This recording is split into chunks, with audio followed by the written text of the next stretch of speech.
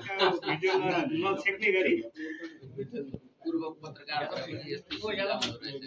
यी भन्ने मान्छेहरू यी नाम भन्नु हुँदैन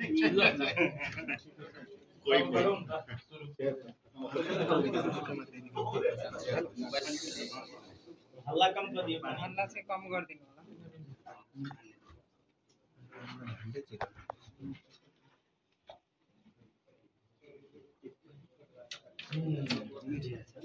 फिर तपाईँले खोज्छन् कोही पोल दिनु सर अपने कहीं एवढे आ जाए ना इनका की साउंड बेसी दूर से कहीं नहीं होगा हां त्यही भएर कम जोर से बात एकछिन तपाईहरु हल्ला नगरिदिनु नेपालको संविधानको धारा 168 को धारा 2 बमोजिम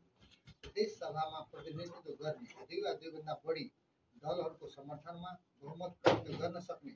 प्रदेश सभा सदस्यलाई मिति 2082 6 29 गते दिनको 4 बजे भित्र मध्य प्रदेशको मुख्यमन्त्री पदमा नियुक्त गर्ने प्रयोजनका लागि आफ्नो दाबी पेश गर्न आह्वान गरेकोमा जनता समाजवादी पार्टी नेपाल, जनमत पार्टी, नेकपा माओवादी केन्द्र, लोकतान्त्रिक समाजवादी पार्टी नेपाल, नेकपा एकीकृत समाजवादी सहित 5 राजनीतिक दलका 56 जना प्रदेश सभा सदस्यहरूको समर्थनमा प्रदेश सभा सदस्य माननीय जितेन्द्र प्रसाद सोनारज्यूलाई नेपालको संविधानको धारा 168 को धारा 2 बमोजिम मुख्यमन्त्री पदमा नियुक्त गर्नुभएको छ।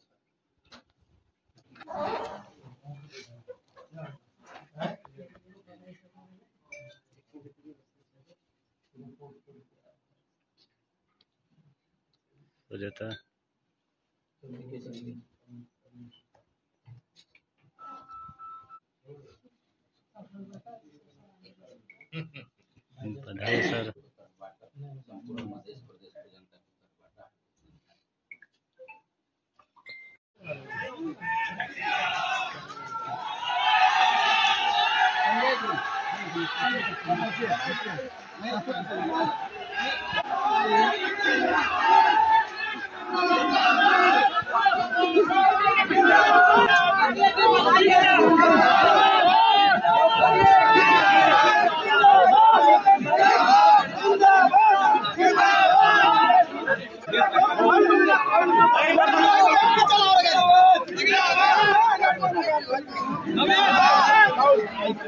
Amen.